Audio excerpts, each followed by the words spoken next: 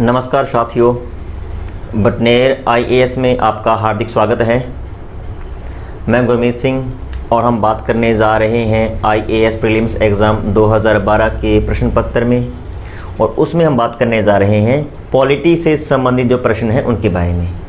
तो चलो मित्रों, हम शुरू करते हैं। 2012 में आया हुआ पहला प्रश्न, भारतीय संविधान में केंद्र और राज्यों के बीच शक्तियों के बंटवारे की व्यवस्था निम्नलिखित में से किस योजना में की गई थी? यानी वो कौन सा एक्ट है, वो कौन सा अधिनियम है जिसमें केंद्र और राज्यों के मध्य शक्तियों के बंटवारे की बात की गई थी। पहले तो मित्रों हम देखते हैं कि वर्तमान में अगर हम बात करते हैं, हमारे वर्तमान संविधान में अगर हम बात करें तो हमारे 7वीं जो अनुसूची है, 7th शेड्यूल जो है, उसमें 3 सूचियाँ बनाई गई है, संघ सूची, राज्य सूची और समवर्ती सूची, और उनमें विषयों का बंटवारा किया गया है। संघ सूची में अगर हम बात करते हैं तो वर्तमान में 100 विषय हैं। हालांकि अगर वहाँ पर हम नंबर की बात करें तो टोटल 97 विषय ही लिखे हुए हैं, लेकिन वर्तमान में वहाँ पर विषयों की संख्या कितनी है? 100। इसी तरीके से राज्य सूची है जिसमें 61 विषय हैं, लेकिन अभी भी वहाँ पर देखें तो उल्लेखित 66 ही हैं। और इसी तरीके से एक और सूची है समवर्ती सूची, कॉन्करेंट लिस्ट, और इसमें मित्रों है 52, जबकि इसमें लिखे हुए कितने हैं? 47। यानी मूल संविधान में 97, 66 और 47 विषयों का उल्लेख था। वर्तमान में 100, 61, 52 विषय उसमें उल्लेखित हैं। और यही बात हमसे पूछी जा रही है कि संविधान बनने से पहले इस तरीके का बंटवारा किस अधिनियम में था? तो देखिए मित्रों, वो अधिनियम था 1935 का भारत शासन अधिनियम। इसमें भी 3 सूचियाँ बनाई गई थी, संघ सूची बनाई गई थी, राज्य सूची बनाई गई थी और समवर्ती सूची बनाई गई थी। और देखा जाए विषयों की अगर संख्या बात करें तो संघ सूची में 59 विषय थे, राज्य सूची में टोटल 54 विषय और समवर्ती सूची में थे 36 विषय। तो शक्तियों के बंटवारे की अगर हम बात करते हैं तो उसका उत्तर होगा सी। 1935 के भारत शासन अधिनियम में शक्तियों का बंटवारा किया गया था। एक दो बातें यहाँ पे और क्लियर कर लेते हैं। शक्तियों का बंटवारा जब हम कर लेते हैं किसी भी संविधान में, अगर इस तरीके से शक्तियों का बंटवारा किया गया है तो इसको हम बोलेंगे संघात्मक शासन व्यवस्था, फेडरल सिस्टम। यानी कि इस तरीके से 7वीं अनुसूची का होना हमारे फेडरल सिस्टम का एक उदाहरण कह सकते हैं, एक एग्जाम्पल कह सकते हैं। तो 1935 का जो भारत शासन अधिनियम था, क्योंकि उसमें भी शक्तियों का बंटवारा किया गया है या किया गया था, तो 1935 का अधिनियम, 1935 का भारत शासन अधिनियम भारत में संघात्मक शासन की स्थापना करता है। अगर आपसे ये प्रश्न भी पूछ लिया जाए कि भारत में संघात्मक शासन की शुरुआत किस अधिनियम से होती है, तो उसका भी उत्तर होगा 1935 का अधिनियम। लेकिन यहाँ पे एक छोटी सी बात और बता देता हूँ। जब हम बात करते हैं 1919 के अधिनियम की, जब हम बात करते हैं 1919 के अधिनियम की, तो इसमें क्या था कि प्रांत स्तर पर एक पद बनाया गया था और वो पद था गवर्नर। प्रांत स्तर पर एक पद बनाया गया गवर्नर, और गवर्नर को कुछ विषय दिए गए और उन विषयों को 2 भागों में बांट दिया गया था, आरक्षित और हस्तांतरित। इस तरीके से सेंटर में गवर्नर जनरल का होना या वायसराय का होना और स्टेट में गवर्नर का होना, ये भी कहीं ना कहीं संघात्मक शासन व्यवस्था का ही उदाहरण है। तो हम कह सकते हैं कि 1919 के अधिनियम द्वारा संघात्मक शासन व्यवस्था शुरू तो नहीं की गई थी, खैर, लेकिन ये संघात्मक शासन व्यवस्था का आधार जरूर था। 1919 का अधिनियम भारत में संघात्मक शासन व्यवस्था का आधार था और 1935 के अधिनियम द्वारा प्रॉपरली भारत में संघात्मक शासन व्यवस्था लागू कर दी जाती है, क्योंकि 1935 के अधिनियम में शक्तियों का बंटवारा किया गया था। तो पहले प्रश्न का उत्तर क्या है? सी। इस लेसन में आगे बढ़ने से पहले इंडियन पॉलिटी कोर्स के बारे में एक महत्वपूर्ण जानकारी दोस्तों। दरअसल इस कोर्स को हम लोग ऑलरेडी कंप्लीट कर चुके हैं हमारी एंड्रॉइड ऐप पर। हमारी एंड्रॉइड ऐप पर इंडियन पॉलिटी का कंप्लीट कोर्स ऑलरेडी मौजूद है और इस कोर्स के तहत हमने 100 से ज्यादा वीडियोस बनाए हैं। साथ ही इन वीडियोस के पीडीएफ्स भी आप लोगों को मिल जाने वाले हैं। इसके अलावा दोस्तों आपको इंडियन पॉलिटी के 1 ईयर के करंट अफेयर्स भी मिलने वाले हैं हमारी ऐप के ऊपर। तो ये जो कोर्स है अपने आप में कंप्लीट हो जाता है आईएएस प्रीलिम्स एग्जाम के लिए इंडियन पॉलिटी का। ठीक है, तो अगर आप लोग इंडियन पॉलिटी को फटाफट कंप्लीट करना चाहते हैं, अभी तो आप YouTube पर देख रहे हैं, लेकिन अगर आप चाहते हैं कि आप सभी लेसन्स, पूरा कंटेंट आपको एक साथ मिल जाए, तो आप हमारी एंड्रॉयड ऐप को डाउनलोड कीजिए। आपको हमारी ऐप पर यह कोर्स मिल जाएगा। ये हमारी एंड्रॉयड ऐप का डेस्कटॉप वर्जन है दोस्तों।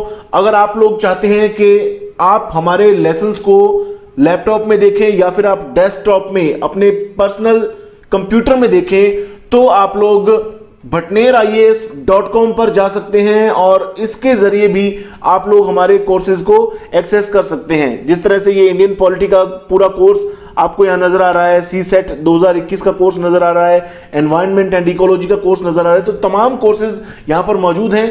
हमारे कोर्सेज की खासियत ये है कि ये सभी कोर्सेज पूरी तरह से अफोर्डेबल हैं और क्वालिटी के साथ कोई भी कॉम्प्रोमाइज नहीं किया गया है दोस्तों।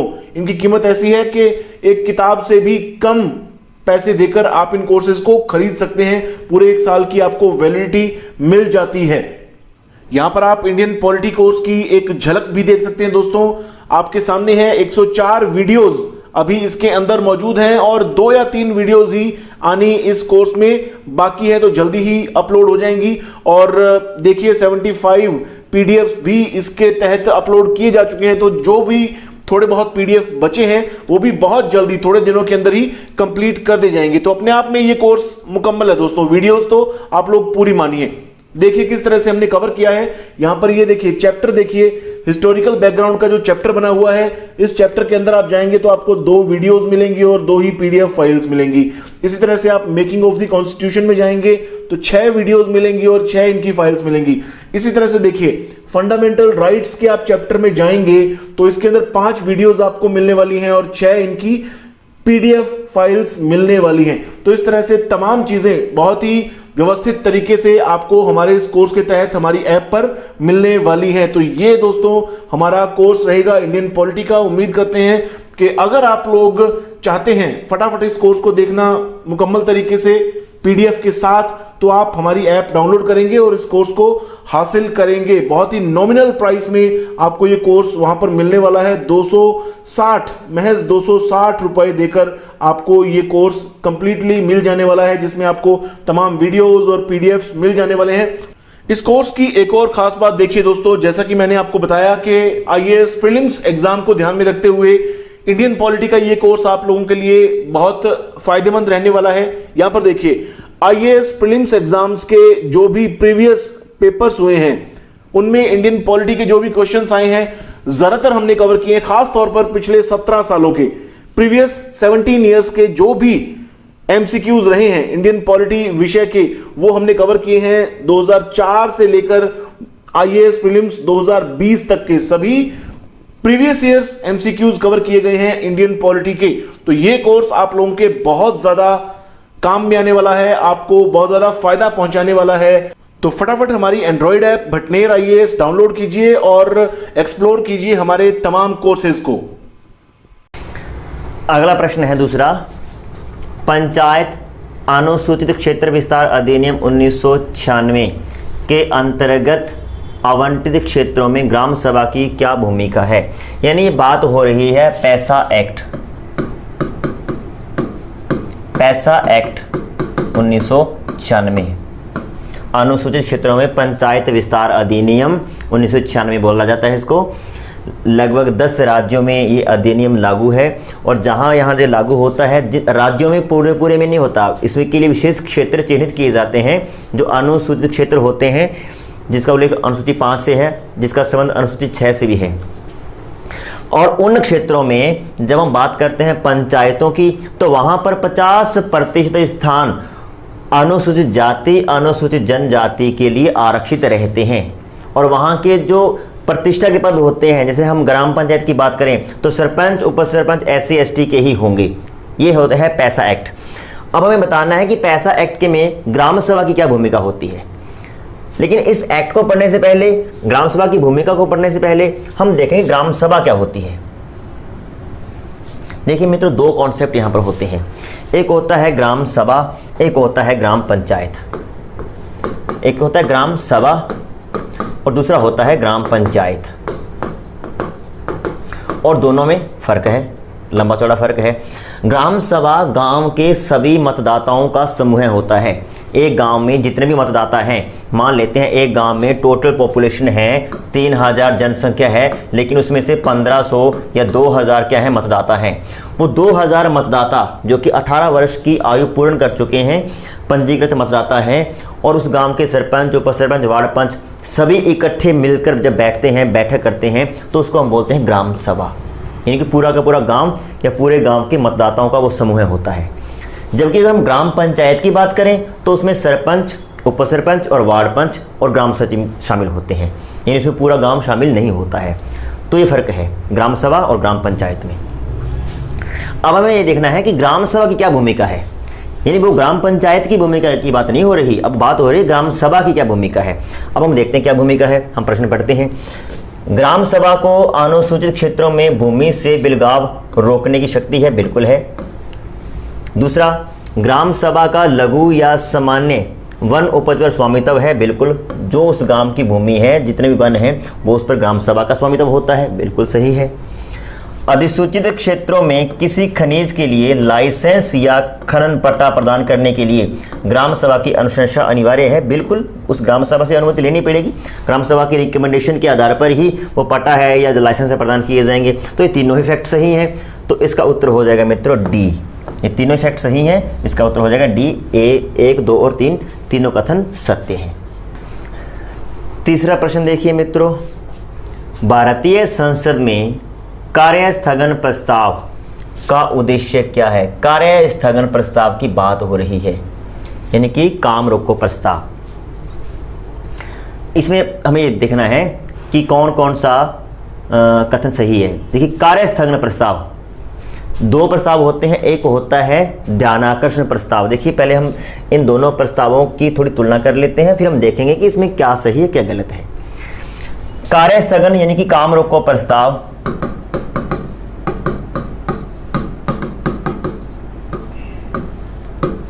इसमें क्या होता है कि संसद की चल रही कार्यवाही को रोक दिया जाता है किसी विशेष मुद्दे की ओर ध्यान आकर्षित करने के लिए। किसकी इस कार्रवाई को रोका जाएगा? संसद की कार्रवाई को रोका जाएगा। पार्लियामेंट की जो भी कार्रवाई चल रही है उसको रोक दिया जाता है इस प्रस्ताव के तहत, और उस संसद का ध्यान किसी विशेष मुद्दे की ओर आकर्षित किया जाता है कि उस काम को छोड़ो, पहले इस मुद्दे पे चर्चा करो कि ये क्या हो गया है, ये क्या होने वाला है। उसको बोलते हैं काम रोको प्रस्ताव। एक होता है ध्यानाकर्षण प्रस्ताव। ध्यानाकर्षण प्रस्ताव ये भी वैसा ही है, लेकिन ये संसद का काम रोकने के लिए नहीं लाया जाता। ये प्रॉपरली किसी मंत्री का ध्यान आकर्षित करने के लिए कि भाई आपके फील्ड में ये क्या हो रहा है के लिए प्रस्ताव लाया जाता है। अब मान लेते हैं कि रेल मंत्री है और रेल से संबंधित कोई दुर्घटना हो गई या कुछ भी हो गया है, तो रेल मंत्री का ध्यान आकर्षित करने के लिए कि भाई ये क्या हो गया है, उसके लिए प्रस्ताव लाया जाता है, उसको बोलते हैं ध्यानाकर्षण प्रस्ताव। तो ये दो प्रकार के प्रस्ताव होते हैं, लगभग मिलते जुलते हैं।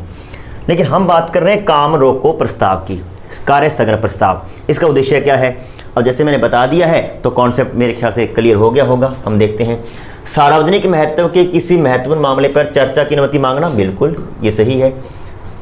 देखिए, हमें हमारा उत्तर मिलना था वो तो पहले में मिल ही गया है, क्योंकि 4 कूट हैं और ABCD में से कोई एक हमें सिलेक्ट करना है और वो हमने सिलेक्ट कर लिया। लेकिन हम बाकी भी देख लेते हैं। विपक्षी सदस्यों को मंत्रियों से सूचना एकत्र करने देना, बिल्कुल गलत। अनुदान मांगों में किसी राशि विशेष की कटौती के लिए अनुमति मांगना, गलत। कुछ सदस्यों के असंगत अथवा हिंसक व्यवहार को रोकने के लिए कार्रवाई को स्थगित करना, बिल्कुल गलत। तो ये B, C और D तो गलत है, और सही उत्तर अपना क्या है? A, यानी कि सार्वजनिक महत्व के किसी महत्वपूर्ण मामले पर चर्चा करने की अनुमति मांगना, वो होता है कार्य स्थगन प्रस्ताव, काम रोको प्रस्ताव। अगला प्रश्न है चौथा, राष्ट्रीय हरित न्यायाधिकरण अधिनियम 2010 भारत में संविधान के निम्नलिखित में से किस प्रावधान की संगति में अधिनियमित किया गया? यानी प्रश्न ये कह रहा है कि जो नेशनल ग्रीन ट्रिब्यूनल एक्ट 2010 था वो किस उद्देश्य के तहत या किस उद्देश्य को पूरा करने के लिए बनाया गया था।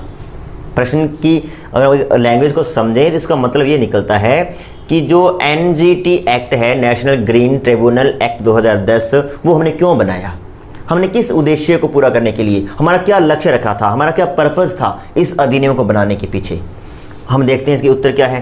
पहला, अनुच्छेद 21 में जीवन के अधिकार के तहत स्वस्थ पर्यावरण का अधिकार, बिल्कुल। न्यायपालिका ने अपने विभिन्न निर्णयों में ये स्वीकार किया है कि जीने का अधिकार के अंतर्गत सिर्फ जीना ही शामिल नहीं है।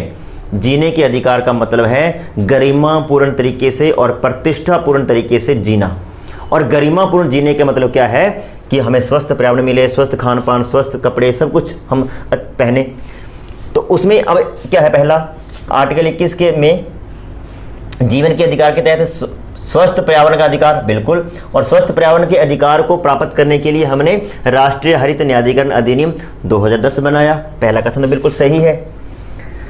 दूसरा देखते हैं, अनुच्छेद 275(1) के तहत अनुसूचित जनजातियों के कल्याण के लिए अनुसूचित क्षेत्रों में प्रशासन का स्तर उन्नत बनाने के लिए अनुदान संबंधी प्रावधान, नहीं, बिल्कुल नहीं है, इससे कोई संबंध नहीं है। अनुच्छेद 243 के अंतर्गत उल्लेखित ग्राम सभा की शक्तियां में कार्य, कहाँ हरित न्यायाधिकरण, कहाँ ग्राम सभा, इसका तो संबंध ही नहीं है। तो इसमें केवल एक सही है, इसका उत्तर क्या हो जाएगा, ए।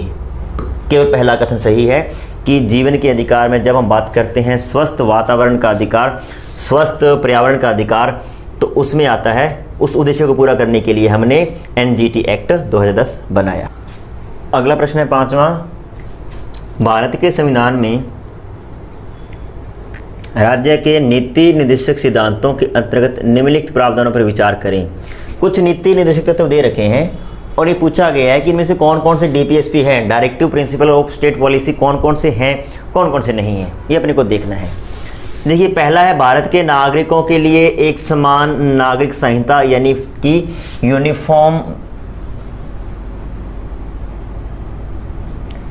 यूनिफॉर्म सिविल कोड, बिल्कुल। ये आर्टिकल 44 में इसका उल्लेख है। ये पहला कथन बिल्कुल सत्य है, ये अपने आप में DPSP है। दूसरा है ग्राम पंचायतों का गठन, ये भी बिल्कुल DPSP है क्योंकि इसका उल्लेख आर्टिकल 40 में है। ग्रामीण क्षेत्रों में कुटीर उद्योगों को बढ़ावा देना, ये भी DPSP है, इसका उल्लेख हम देखें तो आर्टिकल 43 में है। सभी श्रमिकों के लिए पर्याप्त अवकाश एवं सांस्कृतिक अवसर प्रदान करना, ये देखिए अपने आप में कोई ऐसा DPSP नहीं है। तो ये 1, 2, 3, लेकिन इस प्रश्न में थोड़ी सी दिक्कत है। दिक्कत क्या है कि यहाँ पर 1, 2, 3 वाला कोई ऑप्शन ही नहीं है। और अगर हम बात करते हैं UPSC की, तो UPSC ने इस प्रश्न का उत्तर माना है 2 और 3, जो कि मेरे ख्याल से सही नहीं है। क्योंकि अगर हम 2 और 3 को सही मान लेते हैं, हम मान लेते हैं कि ग्राम पंचायतों का गठन बिल्कुल सही है, ग्रामीण क्षेत्रों में कुटीर उद्योगों को बढ़ावा देना ये भी सही है, तो इसको हम गलत कैसे ठहरा सकते हैं। आर्टिकल 44 में साफ साफ शब्दों में लिखा गया है कि राज्य सभी के लिए एक समान नागरिक संहिता लाने का प्रयास करेगा, सभी के लिए विवाह, तलाक और गोद के एक जैसे नियम बनाएगा, यूनिफॉर्म सिविल कोड लेके आएगा, तो ये भी तो सही है। लेकिन यहाँ पे क्योंकि 1, 2, 3 का ऑप्शन ही नहीं है, तो हमें UPSC से सहमति प्रकट करनी पड़ेगी। इसका उत्तर हम 2 और 3 मानेंगे, क्योंकि 1, 2, 3 का यहाँ पे कोई ऑप्शन ही नहीं है। तो टेक्निकल तरीके से देखें तो इसके उत्तर गलत हैं। फिर भी अगर आप इसको 2 और 3 को नहीं मानना चाहते हैं, तो आप ये मान के चलो कि 1, 2 और 3 ये तीनों कथन सही हैं। हमारे संविधान के भाग 4 में DPSP का उल्लेख है, आर्टिकल 36 से लेकर आर्टिकल 51 तक DPSP का उल्लेख है, और उसमें ये आर्टिकल 44, आर्टिकल 40 और आर्टिकल 43 तीनों आ रहे हैं। तो ये DPSP तो है, इसमें तो कोई दो राय नहीं है। लेकिन उत्तर में इसमें 2 और 3 दिया गया है, तो हम ये मान लेते हैं। वैसे 1, 2 और 3 तीनों कथन सही होंगे। नेक्स्ट 6वां प्रश्न देखते हैं। निम्नलिखित कथनों पर विचार करें। कुछ फैक्ट दिए गए हैं, अपने को देखना है। राज्यसभा में संघीय क्षेत्रों का प्रतिनिधित्व नहीं होता। क्यों नहीं होता? होता है। तो ये कथन गलत हो जाएगा। क्यों हो जाएगा? क्योंकि दिल्ली, पुडुचेरी और वर्तमान में जम्मू कश्मीर, ये 3 संघ राज्य क्षेत्र हैं जिनका की प्रतिनिधित्व है। दिल्ली से 3 कैंडिडेट, पुडुचेरी से 1 और जम्मू कश्मीर से 4 कैंडिडेटों को राज्यसभा में निर्वाचित किया जाता है। तो क्यों नहीं होता? सभी संघ राज्य क्षेत्रों का तो रिप्रेजेंट नहीं होता हालांकि, लेकिन ये 3 संघ राज्य क्षेत्र हैं, दिल्ली, पुडुचेरी और जम्मू कश्मीर, जिनका कि राज्यसभा में प्रतिनिधित्व होता है। तो ये कथन गलत हो जाएगा। दूसरा है, चुनावी विवादों में वाद निर्णय मुख्य चुनाव आयुक्त के क्षेत्राधिकार में आता है। ये कथन भी गलत हो जाएगा। तीसरा है भारतीय संविधान के अनुसार संसद केवल लोकसभा तथा राज्यसभा को मिलाकर बनती है। ये कथन भी गलत है। देखिए, संसद बनाने के लिए हमें लोकसभा प्लस राज्यसभा तो चाहिए ही चाहिए, परंतु राष्ट्रपति का भी उसमें होना जरूरी है। आर्टिकल 79 ये साफ साफ शब्दों में कहता है कि लोकसभा प्लस राज्यसभा प्लस राष्ट्रपति को मिलाकर संसद का निर्माण होगा। यानी संसद के अगर आपसे अंग पूछा जाए तो संसद के 3 अंग हैं, एक लोकसभा, एक राज्यसभा, एक राष्ट्रपति। हाँ, संसद के अगर सदन पूछ लिया जाए कितने हाउस होते हैं ये पूछा जाए तो 2 होंगे, लोकसभा और राज्यसभा। लेकिन जब भी अंगों की बात आएगी मित्रों तो अंग 3 होते हैं, लोकसभा, राज्यसभा और राष्ट्रपति। तो ये कथन भी गलत हो जाएगा। तो इसमें से तीनों कथन गलत हैं, तो कोई भी सही नहीं है, तीनों ही कथन क्या है, अपने आप में गलत हैं। नेक्स्ट है 7वां प्रश्न। भारतीय कानूनी प्रावधानों के अंतर्गत उपभोक्ता अधिकारों ऑब्लिक विशेषाधिकारों के संबंध में निम्नलिखित में से कौन सा कथन सही है, या कौन कौन से कथन सही हैं। देखिए, उपभोक्ता संरक्षण अधिनियम 1986 बनाया गया था हमारी संसद द्वारा। कंज्यूमर प्रोटेक्शन एक्ट 1986 बनाया गया था और अभी हाल ही में इसको रिन्यू कर दिया गया है। कंज्यूमर प्रोटेक्शन एक्ट 2019 बना दिया गया है, कुछ इसमें संशोधन भी कर दिए गए हैं। अब हम देखते हैं कि इसमें कौन कौन से कथन सही हैं। उपभोक्ता खाद्य परीक्षण के लिए नमूना प्राप्त करने के लिए अधिकृत हैं, बिल्कुल है। अगर वो कोई चीज़ का क्रय कर रहे हैं तो उसमें से अगर उनको सैंपल लेना है कि भाई वो चीज़ कितनी सही है कितनी गलत है तो नमूना ले सकते हैं, उसकी जांच करवा सकते हैं, बिल्कुल ये अधिकार उनके पास है। दूसरा, यदि कोई उपभोक्ता किसी उपभोक्ता फोरम में शिकायत दायर करता है तो उसके लिए कोई शुल्क देय नहीं होता। देखिए, कुछ शुल्क होता है उपभोक्ता के लिए भी, जो कोरियर जो चार्ज होता है वो होता है, क्योंकि जो भी वो उपभोक्ता जो कोई मामला दायर कर रहा है तो उसके लिए जो सम्मन भेजे जाते हैं उसके लिए जो कोरियर जो चार्ज होता है वो उपभोक्ता से ही प्राप्त किया जाता है। तो यहाँ पे हम क्या कह सकते हैं, दूसरा कथन क्या है, गलत है। तीसरा, किसी उपभोक्ता की मृत्यु की स्थिति में उसका कानूनी उत्तराधिकारी उसकी तरफ से उपभोक्ता फोरम में शिकायत दायर कर सकता है। बिल्कुल, अगर किसी उपभोक्ता ने कोई चीज़ खरीदी है और बाद में उसमें किसी प्रकार की शिकायत आती है और उस दौरान उसकी मृत्यु हो जाती है तो उसकी तरफ से जो भी उसका उत्तराधिकारी है वो शिकायत दायर कर सकता है। बिल्कुल, ये अधिकार सुरक्षित रहेगा। जरूरी नहीं है कि जिसने चीज़ खरीदी है वही उपभोक्ता है। अगर एक परिवार में परिवार का जो मुखिया है वो किसी वस्तु का क्रय करता है, खरीदता है, तो पूरा का पूरा परिवार उपभोक्ता है। उस मुखिया की तरफ से कोई भी व्यक्ति जाकर उस केस को दायर कर सकता है। तो ये कथन सत्य है, यानी पहला और तीसरा कथन सत्य है, दूसरा गलत है। तो इसमें उत्तर हो जाएगा सी। 1 और 3 कथन क्या है, सत्य है। नेक्स्ट है 8वां प्रश्न। लोकसभा स्पीकर के कार्यालय के बारे में निम्नलिखित कथनों पर विचार करें। जो लोकसभा का स्पीकर है उसके संदर्भ में कुछ फैक्ट दे रखे हैं, अपने को देखना है कि कौन सा सही है। हम देखते हैं, यहाँ पे 3 फैक्ट हैं। वह राष्ट्रपति की इच्छा पर अपना कार्यभार संभालता है, संभालती है? नहीं, राष्ट्रपति की इच्छा भला क्यों होगी।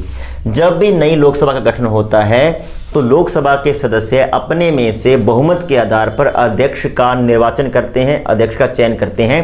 तो इसमें राष्ट्रपति का कोई रोल नहीं है। उसकी नियुक्ति के संदर्भ में, उसके निर्वाचन के संदर्भ में राष्ट्रपति का कोई रोल नहीं है और न ही उसको हटाने के संदर्भ में राष्ट्रपति का कोई रोल है। तो हम ये नहीं कह सकते कि वो राष्ट्रपति की इच्छा से पद ग्रहण करता है और राष्ट्रपति की इच्छा तक वो अपने पद पे बना रहेगा, ऐसा नहीं है। उसको निर्वाचन करना, उसको हटाना पूर्णतः लोकसभा के सदस्यों पर निर्भर करता है, लोकसभा पर निर्भर करता है। तो पहला कथन गलत हो जाएगा। दूसरा, चुनाव के समय उसका सदन का सदस्य होना आवश्यक नहीं, किंतु चुनाव की तिथि से 6 महीने के अंदर उसे सदन का सदस्य बनना पड़ेगा। ये भी गलत है। क्यों नहीं है? जब हम किसी का निर्वाचन कर रहे हैं हम लोकसभा के सदस्यों में से ही अध्यक्ष का निर्वाचन करते हैं, और अगर वहाँ पे वो सदस्य निर्वाचित होकर बैठा ही नहीं है, उस समय वो लोकसभा का सदस्य ही नहीं है, तो उसको निर्वाचित कैसे कर सकते हैं? ये तो गलत है, बिल्कुल, ये कथन बिल्कुल गलत है। तीसरा है, अगर वह त्यागपत्र देना चाहती है तो उसका त्यागपत्र उप लोकसभा अध्यक्ष को संबोधित होगा। बिल्कुल, देखिए हमारे संविधान में प्रावधान कर रखा है कि लोकसभा का अगर स्पीकर है, लोकसभा का जो अध्यक्ष है वो अपना त्यागपत्र देना चाहे तो किसको देगा? उपाध्यक्ष को। और उपाध्यक्ष ने अगर अपना त्यागपत्र देना है वो किसको देगा? अध्यक्ष को। यानी अध्यक्ष अपना त्यागपत्र उपाध्यक्ष को संबोधित करके सौंपेगा और उपाध्यक्ष अपना त्यागपत्र अध्यक्ष को संबोधित करते हुए सौंपता है। तो ये कथन क्या है? सही है। तो इसमें 1 और 2 गलत हैं, तीसरा सही है और इसका उत्तर क्या हो जाएगा? बी। केवल तीसरा कथन सत्य है। 8वें का है बी। अगला प्रश्न देखते हैं। निम्नलिखित में से कौन सर्वोच्च न्यायालय के मूल क्षेत्राधिकार के अंतर्गत आता है? पहले हम देखते हैं ये मूल क्षेत्राधिकार क्या है, जिसको मूल अधिकारिता भी कहा जाता है। हालांकि मूल क्षेत्राधिकार से अच्छा शब्द यहाँ पे मूल अधिकारिता है। देखिए आर्टिकल 131 में सुप्रीम कोर्ट की मूल अधिकारिता का उल्लेख है, मूल अधिकारिता। और इसमें 3 चीजें लिखी हुई है बेसिकली। क्या है कि अगर केंद्र सरकार का राज्य सरकार से कोई विवाद हो जाता है तो उसकी सुनवाई केवल और केवल सुप्रीम कोर्ट कर सकता है। केंद्र सरकार का राज्य सरकार के साथ विवाद हो जाता है तो, या दूसरा है कि एक राज्य सरकार का दूसरी राज्य सरकार के साथ विवाद हो जाता है तो ऐसे मामलों की सुनवाई भी केवल और केवल सुप्रीम कोर्ट कर सकता है। तीसरा इसमें लिखा हुआ है कि कई राज्य सरकारों का विवाद केंद्र सरकार से हो जाता है तो ऐसी स्थिति में भी मामले की सुनवाई केवल और केवल माननीय सुप्रीम कोर्ट कर सकता है। ये होती है सुप्रीम कोर्ट की मूल अधिकारिता। प्रारंभिक क्षेत्राधिकार भी इसको हम बोल सकते हैं, प्रारंभिक क्षेत्राधिकार।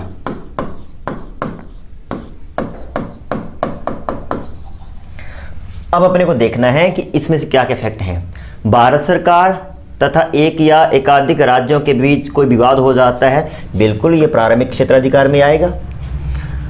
संसद के किसी सदन अथवा राज्य की विधायिका के चुनाव से संबंधित कोई विवाद, देखिए ये सुप्रीम कोर्ट के दायरे में आता जरूर है लेकिन ये मूल अधिकारिता में नहीं आता।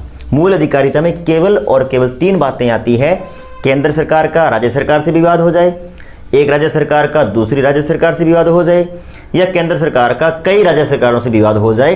तो सिर्फ 3 ही मामले हैं जो मूल अधिकारिता में आते हैं। तीसरा देखते हैं, भारत सरकार तथा किसी संघीय क्षेत्र के बीच कोई विवाद। देखिए सेंट्रल गवर्नमेंट का किसी यूटी से कुछ भी प्रकार का विवाद होता है तो वो मूल अधिकारिता में नहीं आता है। ये मूल अधिकारिता में नहीं आता। भारत सरकार एक तरफ और दूसरी तरफ राज्य सरकारें होनी चाहिए, वरना वो मामला मूल अधिकारिता में नहीं आएगा। तो ये फैक्ट भी गलत है। चौथा है, 2 या 2 से अधिक राज्यों के बीच कोई विवाद, बिल्कुल होता है। तो कथन 1 और कथन 4 यहाँ पर सही है और इसका उत्तर हो जाएगा मित्रों सी। यानी कि 9वें प्रश्न का उत्तर क्या है? सी। कथन पहला और कथन चौथा सही है। नेक्स्ट 10वां प्रश्न, निम्नलिखित में से कौन सी भारत सरकार अधिनियम 1919 की प्रमुख विशेषता है? देखिए 1919 के अधिनियम की कौन कौन सी विशेषताएं हैं ये अपने को देखना है। प्रांतों की कार्यकारी सरकारों में द्वैध शासन की शुरुआत, बिल्कुल सत्य कथन है। 1919 के अधिनियम द्वारा प्रांतों में द्वैध शासन या दोहरा शासन लागू किया गया था, बिल्कुल ये एक सत्य कथन है। मुस्लिमों के लिए अलग सांप्रदायिक निर्वाचक मंडल, देखिए गलत है। मुस्लिमों के लिए जो अलग निर्वाचक मंडल की बात हुई थी वो 1909 के मार्ले मिंटो अधिनियम में हुई थी।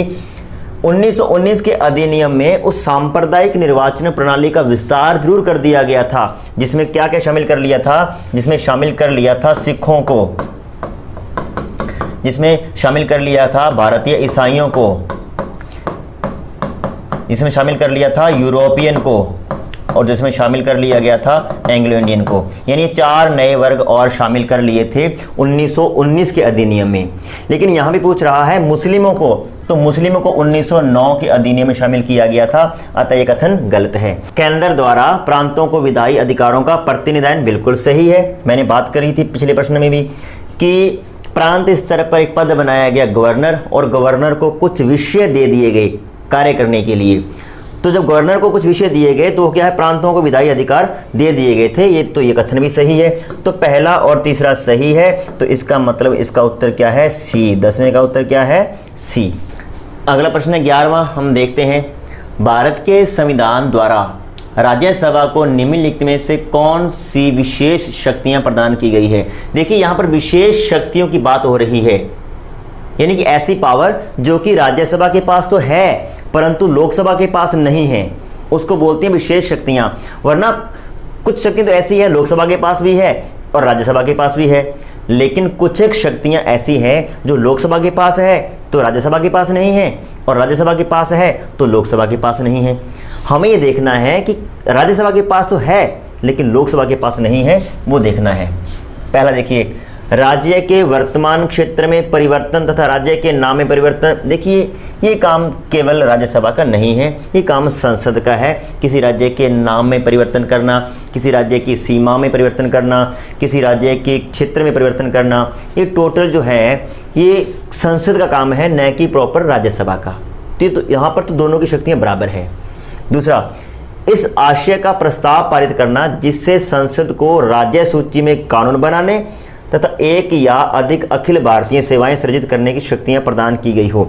बिल्कुल। अब ये देखिए, ये इंपॉर्टेंट फैक्ट है और ये काफ़ी अच्छा प्रश्न है। क्या प्रस्ताव पारित करना है? संसद को राज्य सूची के विषय पे कानून बनाने के लिए, यानी कि यहाँ पे बात हो रही है आर्टिकल 249 की। आर्टिकल 249 कहता है कि अगर राज्य सूची का कोई विषय राष्ट्रीय महत्व का हो गया है तो संसद उस पर कानून बना सकती है, परंतु इस प्रकार के कानून को बनाने के लिए पहल हमेशा राज्यसभा ही करेगी और इस तरीके का बनाया गया कानून की अवधि कितनी होगी? केवल और केवल 1 वर्ष। तो ये राज्यसभा की विशेष शक्ति है। राज्य सूची के विषय पे कानून बनाना है तो पहल हमेशा राज्यसभा ही करती है, लोकसभा नहीं कर सकती। ये बिल्कुल सही है। तथा दूसरा वाक्य देखते हैं, एक या अधिक अखिल भारतीय सेवाएं सृजित करने, यानी कि आर्टिकल 312 की यहाँ पे बात हो रही है। बिल्कुल, आर्टिकल 312 के तहत किसी नई अखिल भारतीय सेवा का गठन करना है तो इस संदर्भ में भी पहल केवल और केवल राज्यसभा कर सकती है। लोकसभा सिर्फ अपनी सहमति प्रकट कर सकती है लेकिन पहल नहीं कर सकती। तो बी यहाँ पर सही कथन है। तीसरा देखते हैं, राष्ट्रपति की चुनाव प्रक्रिया में संशोधन करना तथा राष्ट्रपति की सेवानिवृत्ति के पश्चात उनकी पेंशन निर्धारित करना, ये काम राज्यसभा का अकेले का नहीं है। चुनाव आयोग के कार्यों का निर्धारण तथा चुनाव आयुक्तों की संख्या का निर्धारण, ये भी गलत है। तो यहाँ पर एक कथन सही है, बी। तो 11वें का उत्तर क्या होगा मित्रों? बी। यानी कि आर्टिकल 249 और आर्टिकल 312 ये राज्यसभा के विशेषाधिकार है। नेक्स्ट देखते हैं क्वेश्चन नंबर 12। सार्वजनिक वित्त पर संसदीय नियंत्रण के निम्नलिखित में से कौन कौन से तरीके प्रचलित हैं? क्या प्रश्न है? सार्वजनिक वित्त पर संसदीय नियंत्रण के निम्नलिखित में से कौन से तरीके प्रचलित हैं? पहला देखते हैं, संसद के समक्ष वार्षिक वित्तीय विवरण प्रस्तुत करना। देखिए, वार्षिक वित्तीय विवरण का मतलब क्या होता है? बजट।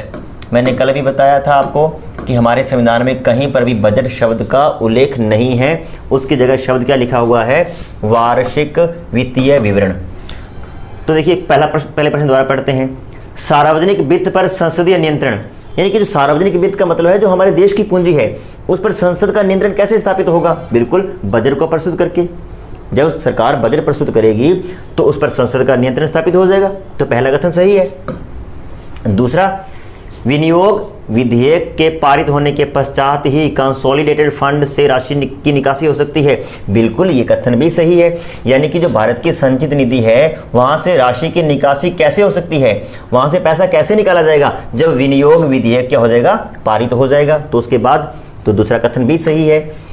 तीसरा, पूरक अनुदानों तथा लेखामत संबंधी प्रावधान, ये भी सही है। पूरक अनुदान अपन रखो, लेखामत संबंधी जो प्रस्ताव है उसको रखो, तो क्या है? सार्वजनिक वित्त पर संसदीय नियंत्रण स्थापित हो जाएगा, पैसा वहां से निकासी हो सकती है। चौथा, संसदीय बजट कार्यालय द्वारा बृहद अर्थशास्त्रीय पूर्व सूचना तथा व्यय के विरुद्ध सरकार के कार्यक्रम का सावधिक अथवा कम से कम वर्ष मध्य समीक्षा। तो ये कथन क्या है? बिल्कुल गलत है। और पांचवा है, संसद में वित्त विधेयक की प्रस्तुति। बिल्कुल, वित्त विधेयक रखो, धन विधेयक रखो, उसके द्वारा ही हम सार्वजनिक वित्त पर नियंत्रण स्थापित कर सकते हैं। तो कथन 1, 2, 3 और 5 सत्य है, यानी इसका उत्तर क्या हो जाएगा? ए। पहला, दूसरा, तीसरा और 5वां कथन यहाँ पर सही है, चौथा कथन यहाँ पर गलत है।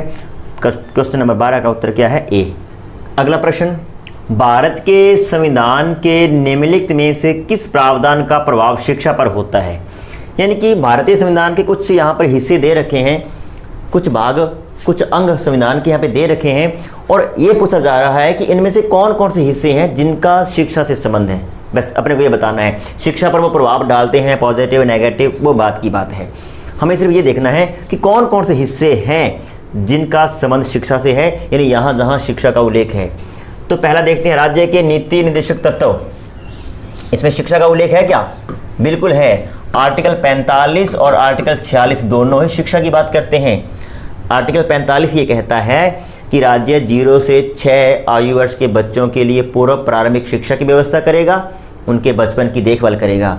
और आर्टिकल 46 कहता है कि राज्य समाज के जो दुर्बल वर्ग हैं, SC ST जो पिछड़े वर्ग हैं, उनके लिए शिक्षा की व्यवस्था करेगा।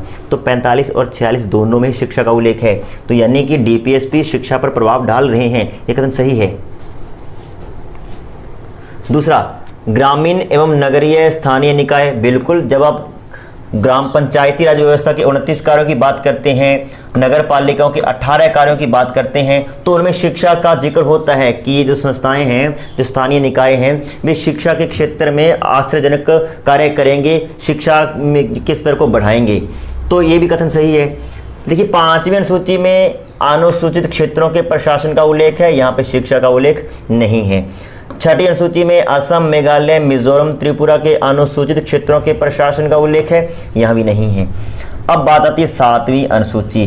जब 7वीं अनुसूची में विषयों का बंटवारा किया गया, 3 सूचियां बनाई गई, संघ सूची, राज्य सूची, समवर्ती सूची, और शिक्षा को समवर्ती सूची में रखा गया। तो हम ये कह सकते हैं कि 7वीं अनुसूची में भी शिक्षा शब्द का उल्लेख है, ये भी शिक्षा को प्रभावित करता है। तो कथन पहला, दूसरा और 5वां वो क्या है, हमारे शिक्षा को प्रभावित करता है। तो इसका उत्तर क्या हो जाएगा? C। नेक्स्ट अगला प्रश्न देखते हैं, 14वां। काफ़ी इंपॉर्टेंट प्रश्न लग रहा है। भारत में यह सुनिश्चित करने के अतिरिक्त कि सार्वजनिक निधि का कुशलतापूर्ण तथा निर्धारित उद्देश्यों के अनुसार ही उपयोग हो रहा है, भारत के महालेखा नियंत्रक एवं परीक्षक के कार्यालय का क्या महत्व है? देखिए, CAG का पद की बात करते हैं। पहले हम CAG के बारे में बात कर लेते हैं। आर्टिकल 148 में CAG के पद का उल्लेख है। CAG का काम क्या है कि CAG एक रिपोर्ट तैयार करता है कि जो हमारी जो सार्वजनिक जो हमारा वित्त है, उसका जो उपयोग हुआ है वो कितना सार्थक हुआ है, हमारे जो उद्देश्य हमने रखे थे क्या उनको पूरा करने के लिए उसका उपयोग हुआ है, क्या उसमें से पैसा व्यर्थ तो नहीं बहाया गया है। ये सब एक रिपोर्ट तैयार करता है और बाद में CAG की उस रिपोर्ट को रखा जाता है लोक लेखा समिति के समक्ष। तो ये काम तो इसका है ही है कि सार्वजनिक वित्त के बारे में लेखा परीक्षण करना। लेकिन ये पूछ रहा प्रश्न कि इसके अलावा इसका क्या महत्व है। हम देखते हैं इसके अलावा इसका क्या महत्व है। महालेखा निरीक्षक परीक्षक यानी कि कैग संसद की ओर से राजकोष पर नियंत्रण रखता है, बिल्कुल रखता है। लेकिन प्रश्न आगे पढ़िए, जबकि राष्ट्रपति ने राष्ट्रीय आपातकाल, वित्तीय आपातकाल की घोषणा कर दी हो तब नहीं रखता, तो ये कथन गलत हो जाएगा। बिल्कुल तब नहीं रखता, वैसे रखता है, राजकोष पर नियंत्रण रखता है, लेकिन जब राष्ट्रीय आपात लगा हुआ है, वित्तीय आपातकाल लगा हुआ है, ऐसी स्थिति में वो राजकोष पर नियंत्रण नहीं रखता है। तो पहला कथन गलत है। दूसरा है, लोकलेखा समिति के मंत्रालयों की परियोजनाओं एवं कार्यक्रमों के कार्यपालन पर CAG प्रतिवेदन पर चर्चा होती है, बिल्कुल होती है। अभी मैंने बताया कि CAG जो एक वार्षिक रिपोर्ट तैयार करता है कि इस मंत्री ने इस मद पर इतना इतना पैसा खर्च किया है, इस क्षेत्र में इतना इतना पैसा खर्च किया है, तो उसके बाद वो एक रिपोर्ट तैयार करता है और उस रिपोर्ट को लोकलेखा समिति के समक्ष रखा जाता है। तो ये कथन सही है, बिल्कुल। तीसरा है, CAG प्रतिवेदन में उपलब्ध सूचनाओं का उपयोग कर जांच एजेंसियां उन लोगों के विरुद्ध अभियोग लगा सकती है जिन्होंने सार्वजनिक वित्त के प्रबंधन में नियमों का अतिक्रमण किया है। बिल्कुल, जितने भी प्रकार के घोटाले हमारे सामने आते हैं कि सरकार ने ये घोटाले कर दिए हैं, तो उन घोटालों को पकड़ने में कहीं ना कहीं सबसे बड़ा रोल CAG के पद का ही होता है। CAG देखता है कि इस मंत्री ने इतने पैसे लिए थे और इतने पैसे लगाए हैं, तो बाकी का पैसा कहाँ गया। और जब CAG ने रिपोर्ट रख दी तो उस रिपोर्ट के आधार पर जो भी सार्वजनिक एजेंसियां जो हमारी हैं, जो जांच एजेंसियां हैं, वो उस मंत्री के खिलाफ, उस व्यक्ति के खिलाफ एक्शन ले सकती हैं। बिल्कुल ये सही कथन है। चौथा, सरकारी कंपनियों की लेखा परीक्षा तथा लेखा देखते हुए CAG को कतिपय न्यायिक शक्तियां प्राप्त है जिनका उपयोग उनके विरुद्ध किया जा सकता है जिन्होंने कानून तोड़ा है। देखिए, न्यायिक शक्तियां CAG को प्राप्त नहीं है, तो ये कथन गलत है। तो चौथा कथन भी गलत है। यहाँ पे कथन 2 और कथन 3 सही है। इसका उत्तर क्या हो जाएगा? C। कथन 2 और कथन 3 सही है। अगला प्रश्न देखते हैं, 15वां। अपनी नियुक्ति के समय भारत के प्रधानमंत्री नंबर 1 के लिए आवश्यक नहीं कि वह संसद के किसी सदन का सदस्य हो, किंतु नियुक्ति की तिथि से 6 माह के अंदर किसी एक सदन का सदस्य बनना अनिवार्य है। बिल्कुल, देखिए प्रधानमंत्री वैसे हम पढ़ते हैं आर्टिकल 75 में हम पढ़ते हैं कि प्रधानमंत्री लोकसभा में बहुमत दल का नेता होता है। बिल्कुल, लेकिन प्रधानमंत्री लोकसभा से ही होना चाहिए यह आवश्यक नहीं है। प्रधानमंत्री चाहे तो राज्यसभा से हो सकता है, या प्रधानमंत्री चाहे तो वो संसद का सदस्य ही नहीं है। किसी ऐसे व्यक्ति को प्रधानमंत्री बनाया जा सकता है जो कि संसद का सदस्य ही नहीं है, परंतु उसके लिए शर्त है कि 6 महीने से पहले वो संसद के किसी भी सदन की सदस्यता प्राप्त कर लेवे, अन्यथा उसका पद समाप्त हो जाएगा। तो ये कथन बिल्कुल सही है, इसमें कोई दो राय नहीं है। दूसरा, अपनी नियुक्ति के समय भारत के प्रधानमंत्री के लिए आवश्यक नहीं कि वह संसद के किसी सदन का सदस्य हो ही, किंतु नियुक्ति की तिथि से 6 माह के अंदर उसका लोकसभा सदस्य बनना अनिवार्य है। देखिए यहाँ पे लोकसभा लिख दिया गया, क्यों भाई? राज्यसभा का सदस्य भी बन सकता है। तो यहाँ पे अगर संसद लिखा होता तो ये कथन सही हो जाता, लेकिन यहाँ पे लोकसभा लिखा हुआ है तो ये कथन गलत है। यहाँ पे अकेला राज्यसभा लिखा होता तो भी गलत होता। यहाँ पे हमें लिखना क्या है? संसद का कोई भी सदन, चाहे वो लोकसभा है, चाहे वो राज्यसभा है, चाहे वो निर्वाचित होकर सांसद बने, चाहे मनोनीत होकर सांसद बने, उसको सिर्फ और सिर्फ सांसद बनना है। तो ये कथन गलत है। संसद के किसी एक सदन का सदस्य अवश्य हो, जरूरी नहीं है। वो संसद का सदस्य नहीं है तो भी पीएम बनाया जा सकता है। लोकसभा का सदस्य अवश्य हो, जरूरी नहीं है। इंदिरा गांधी राज्यसभा से सांसद थी, डॉक्टर मनमोहन सिंह भी राज्यसभा से सांसद रहते हुए पीएम बने हैं, तो जरूरी नहीं है कि लोकसभा का सदस्य ही हो। राज्यसभा से सांसद रहते हुए भी पीएम बनाया जा सकता है, ये हमारे संविधान में प्रावधान है। तो यहाँ पे दूसरा, तीसरा, चौथा तीनों कथन गलत है।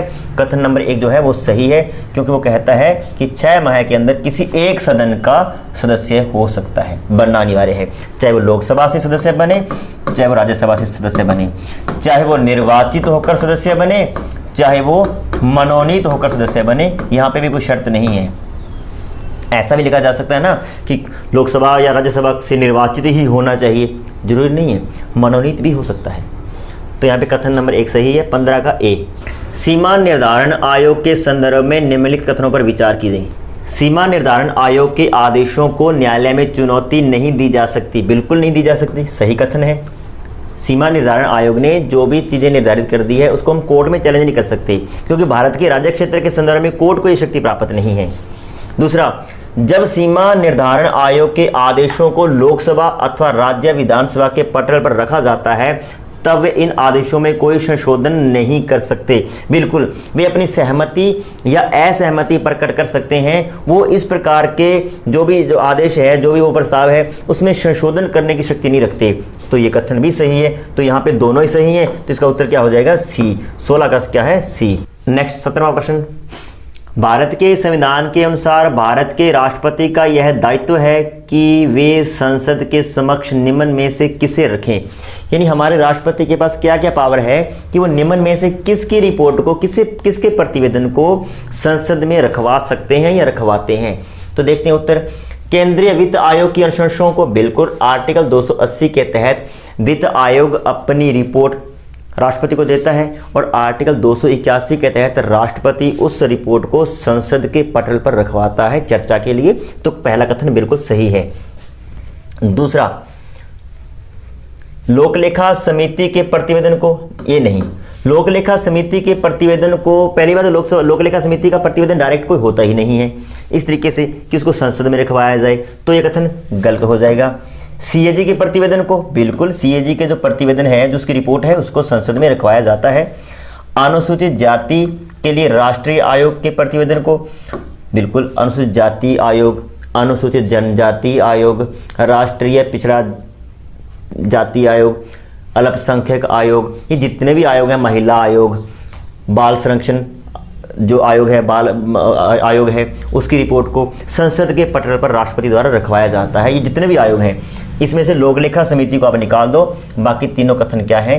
सही हैं। तो 1, 3 और 4, तो इसका उत्तर क्या हो जाएगा? सी। लोकसभा तथा राज्यसभा के बीच गतिरोध दूर करने के लिए दोनों सदनों की संयुक्त बैठक आहूत की जाती है?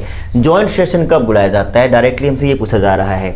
साधारण विधेयक के पारित होने के दौरान, या वित्त विधेयक के पारित होने के दौरान, या संविधान संशोधन विधेयक के पारित होने के दौरान, यानी कब कब बुलाया जाता है? तो आपको बता दूं कि जब साधारण विधेयक को हम पारित करवा रहे हैं लेकिन किसी तरीके से लोकसभा और राज्यसभा में एक विवाद हो जाता है, तो ऐसी स्थिति में उसको पारित करवाने के लिए राष्ट्रपति संसद का जॉइंट सेशन बुला सकते हैं। और हमारे संवैधानिक इतिहास में हमारे पास ऐसे उदाहरण भी पड़े हैं जब हमने जॉइंट सेशन बुलाए हैं। 1961, 1978 और 2002 में हम 3 जॉइंट सेशन ऑलरेडी बुला चुके हैं। कब? जब साधारण विधेयक हो तब। लेकिन वित्त विधेयक में कोई जॉइंट सेशन नहीं बुलाया जाएगा। संविधान संशोधन विधेयक के दौरान भी कोई भी जॉइंट सेशन बुलाए जाने का प्रावधान इस संविधान में नहीं है। तो कथन 2 और 3 तो बिल्कुल गलत हैं। कथन 1 सही है, तो इसका उत्तर हो जाएगा 18 का 1। कथन 1 सही है। साधारण विधेयक के दौरान हमने 1961 में दहेज निरोधक अधिनियम जब पारित कर रहे थे, संसद के गतिरोध को दूर करने के लिए जॉइंट सेशन बुलाया। 1978 में एक बैंकिंग अधिनियम था, उस दौरान जॉइंट सेशन बुलाया गया। और 2002 में आतंकवाद निरोधक अधिनियम तैयार किया गया था, POTA, पोटा एक्ट, तो उस दौरान भी हमें जॉइंट सेशन बुलाया जाना पड़ा। तो 3 जॉइंट सेशन हम ऑलरेडी बुला चुके हैं। अटल बिहारी वाजपेयी एकमात्र व्यक्ति हैं जो तीनों संयुक्त अधिवेशनों में उपस्थित रहे थे। तो साधारण विधेयक के पारित होने के लिए हमें जॉइंट सेशन बुलाना पड़ता है। अगला प्रश्न है 19वां। भारतीय संविधान में निम्नलिखित में से कौन नागरिकों के मौलिक कर्तव्य हैं? फंडामेंटल ड्यूटीज कौन कौन सी हैं? अपने को ये देखना है। अपनी मिश्रित संस्कृति की समृद्ध विरासत का संरक्षण करना, बिल्कुल, ये 6ठा हमारा मौलिक कर्तव्य है। आर्टिकल 51A की अगर हम बात करते हैं तो 6ठे नंबर पे आता है ये। दूसरा, कमजोर वर्गों का सामाजिक अन्याय से रक्षा करना, ऐसा कोई हमारा फंडामेंटल ड्यूटीज का उल्लेख नहीं है। वैज्ञानिक मनोवृत्ति तथा शोध भावना का विकास करना, बिल्कुल, हमारे जो फंडामेंटल ड्यूटीज में 8 नंबर पे जो आता है वो है वैज्ञानिक मनोवृत्ति और शोध भावना का विकास करना। चौथा जो है, व्यक्तिगत एवं सार्वजनिक गतिविधियों के सभी क्षेत्रों में उत्कृष्ट प्रदर्शन करने के लिए प्रयत्नशील रहना, बिल्कुल, हमारा जो 10वां मूल कर्तव्य है वो यही है कि सभी अपने व्यक्तिगत और सामूहिक प्रयासों से उत्कर्ष की ओर बढ़ें। तो पहला, तीसरा और चौथा, यानी कि इसमें उत्तर क्या हो जाएगा? C। पहला, तीसरा और चौथा। दूसरा कथन गलत है क्योंकि कमजोर वर्गों का सामाजिक अन्याय से रक्षा करना, ऐसा हमारा कोई भी मूल कर्तव्य, फंडामेंटल ड्यूटीज नहीं है। लास्ट प्रश्न है इस प्रश्न पत्र का 20वां। सर्वोच्च न्यायालय की स्वायत्तता की रक्षा के लिए क्या प्रावधान है? क्या क्या प्रावधान है? स्वायत्तता मतलब ऑटोनॉमी। देखिए, इसमें 4 फैक्ट हैं। पहला है, सर्वोच्च न्यायालय के न्यायाधीशों की नियुक्ति करते समय भारत के राष्ट्रपति भारत के मुख्य न्यायाधीश से परामर्श करेंगे, बिल्कुल करेंगे। जब भी हमारे सर्वोच्च न्यायालय में किसी भी न्यायाधीश की नियुक्ति हो रही है तो सुप्रीम कोर्ट का जो मुख्य न्यायाधीश है, चीफ जज ऑफ इंडिया से परामर्श जरूर प्राप्त किया जाएगा, नियुक्ति भले ही राष्ट्रपति करें। दूसरा, सर्वोच्च न्यायालय के न्यायाधीश केवल भारत के मुख्य न्यायाधीश द्वारा ही पद से हटाए जा सकते हैं, बिल्कुल नहीं हटाए जा सकते।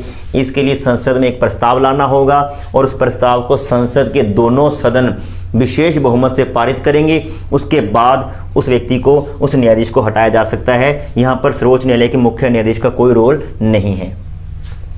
न्यायाधीशों का वेतन कंसोलिडेटेड फंड ऑफ इंडिया से दिया जाता है, जिसके लिए विधायिका को मतदान की जरूरत नहीं होती।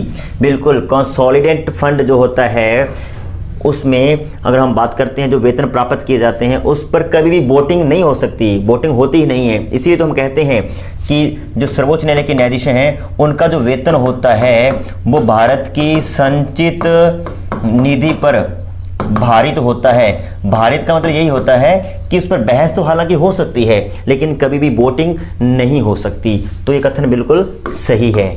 चौथा, भारत के सर्वोच्च न्यायालय के अधिकारियों एवं कर्मचारियों की सभी नियुक्तियां सरकार द्वारा भारत के मुख्य न्यायाधीश से परामर्श के पश्चात ही की जाती है। बिल्कुल गलत कथन है, नहीं की जाती। सभी नियुक्तियां सर्वोच्च न्यायालय खुद करता है भारत के राष्ट्रपति के परामर्श से, उल्टा लिखा हुआ है। क्या लिखा है? भारत के सर्वोच्च न्यायालय के अधिकारियों एवं कर्मचारियों की सभी नियुक्तियां सरकार द्वारा भारत के मुख्य न्यायाधीश से परामर्श नहीं, मुख्य न्यायाधीश करेगा नियुक्तियां, लेकिन सरकार से या यूं कहें कि राष्ट्रपति से परामर्श करके। तो कथन नंबर 4 भी क्या है? गलत है। 1 और 3 यहाँ पे सही हैं, तो कथन क्या हो जाएगा? यहाँ पे ऑप्शन क्या हो जाएगा? ए। तो इसका क्या उत्तर है? 20 का ए। इसके साथ ही हमारा 2012 का ये प्रश्न पत्र है जिसमें पॉलिटी के 20 प्रश्न आए हुए हैं, उस पर हमने चर्चा की है। उम्मीद है कि आपको वीडियो अच्छा लगा होगा। धन्यवाद।